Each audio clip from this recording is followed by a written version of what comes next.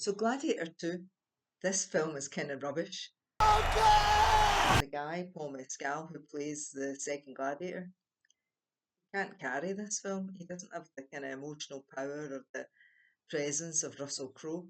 I remember that day. The first film had a great story, it had emotional power, it had fantastic performances all round.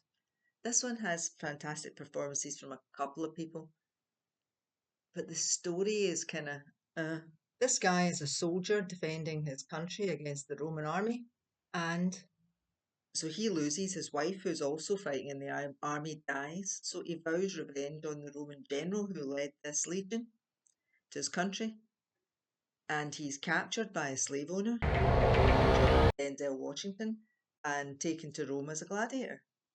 So far, very like the first one. Will be my instrument. Who are you? It is very similar.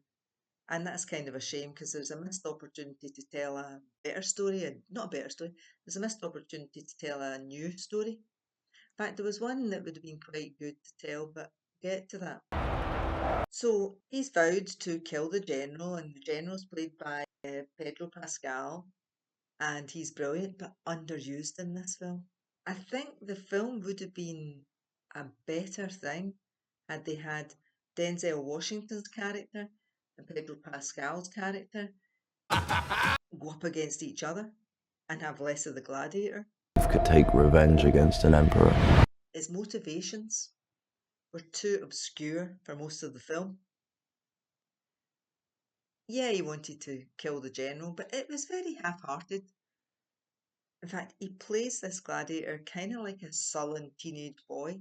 And rage is your gift. The fight scenes are really bloody and gory and kind of yuck, but they're also very boring because you don't care about this gladiator and none of the other gladiator, you don't know any of the other gladiator characters, so you don't really care.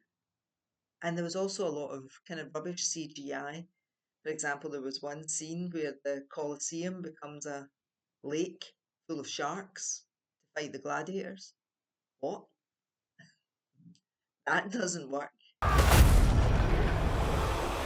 There's another scene with the gladiators fighting one of the other main characters. I won't tell you who it is, but you're really rooting for the other guy. At least I was really rooting for the other guy. General will do. In the first film, you had Joaquin Phoenix playing this really insecure Caesar who was kind of perverse and in love with his sister and really touchy, and everyone was treading in eggshells around him because he was so dangerous. And Joaquin Phoenix played him with great depth because he was desperate to be loved and desperate for power. This really weak man. But in this film, the Caesars are these two kind of giddy, girlish, giggling, syphilis-racked boys. And they're mad, but they're not interesting and they're really shallow. And who are they? You don't know how they came to the throne, who they are in this lineage that we're supposed to be following. So they're kind of like, who? What happened? And it isn't explained how they came to be on the throne. It's not up there with Ridley Scott's better films. It's more like his Napoleon, if you saw that. So Gladiator 2, 2 out of 5.